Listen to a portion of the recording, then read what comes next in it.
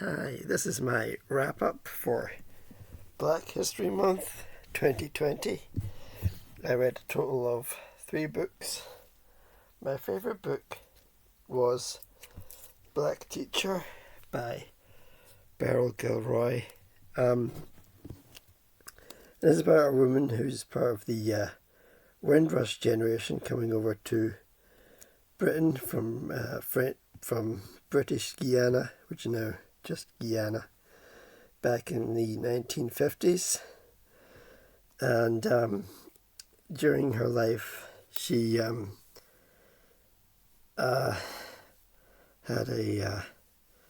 her huge dose of problems and issues, from discrimination to just sort of really sort of the naive to silly racial sort of stereotypes, but she just deals with all of it with a very sort of matter of fact. I live in a house, not a hut, or I think one occasion or I'm not a cannibal. I eat what you eat, sort of thing. But she deals with all the things in a very sort of matter of fact, level-headed way, and it's a very heartwarming book, despite all the terrible things that are said to her. It's a heartwarming book, and she really does care about the children like any teacher, and she does become attached to the children and eventually becomes a head teacher, I think the first black head teacher in Britain. There's a bit of the back chronicling her life, and I think Beryl Gilroy was also a writer as well, so I need to I think she published let's see, 2 or 3 books, not quite a lot actually, I think, including children's fiction, not surprisingly. So I need to look out for those, but this is my favourite book of Black History Month. One that's similar on the sort of theme of education. Black Boy at Eaton Bay, Jilibi Onyema, and as far as I know, Eaton's still the same. Eaton is, I would say, quite highly thought of. Is it public or private? Or is it public boarding? Or is it a sort of elitist private school with sort of a, as far as I know, it's still quite a very hierarchical and sort of somewhat backward system of the children of wealthy parents are just not exactly dumped there, but they're put there with sort of minimal contact with their parents. I think they live and board at Eaton, hence boarding school. And as I say, it's sort of hierarchical. They have their separate groups, sort of like sort of like Hogwarts with their Gryffindor and so on, except a lot less magic, and bits of it are quite sinister. I would say along the same lines of Black Teacher, there is some horrendous abuse suffered by the character. I think most of all it's monkey noises when they make.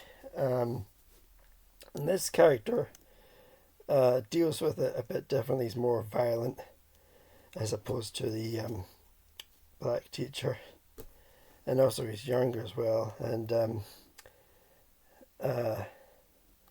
it hurts him in a different way from Black Teacher. And it's quite sinister in parts. But it's still quite a moving book. Let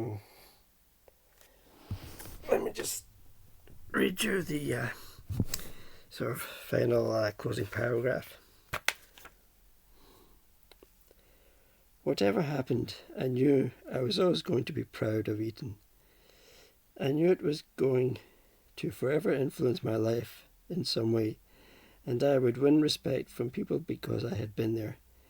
Even if I was rather stupid, it had taught me a lot academically, and its colour prejudice also taught me one thing about myself and my people, that I am black, and this is a world in which the black man has to suffer. I am left with one candid belief about the black man as a result of having lived with him for the last 2 years since I left Eton, that God especially created him to suffer, and he will always suffer. So it is much more tragic and nowhere near as, not quite as uplifting as Black Teacher.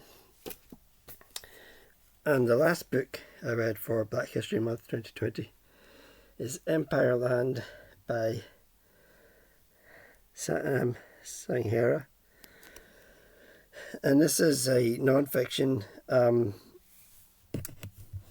very, very current book, despite it being about Britain's colonial past and its past history. Mainly, I would say, in India.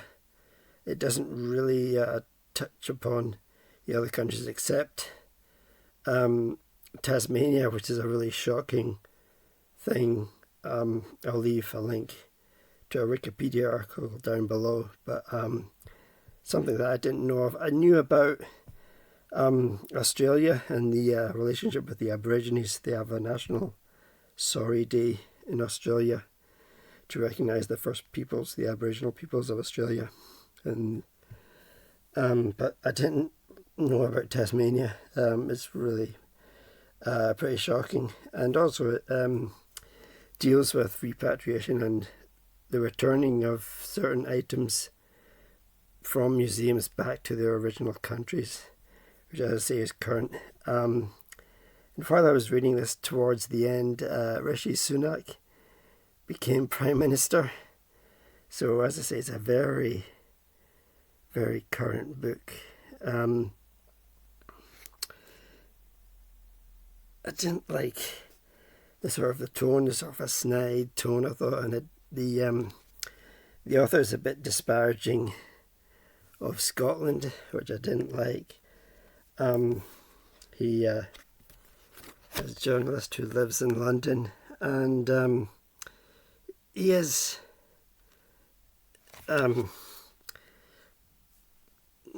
sort of proud of, not exactly British, but he has a great fondness and love for London, but he does point out all the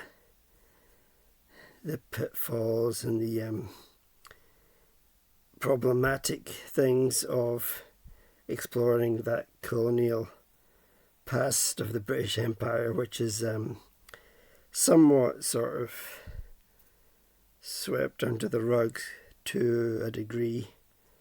But no, this I think could have sort of come from the toppling of the Colston statue in Bristol. So that was the 3 books I read for Black History Month. Hopefully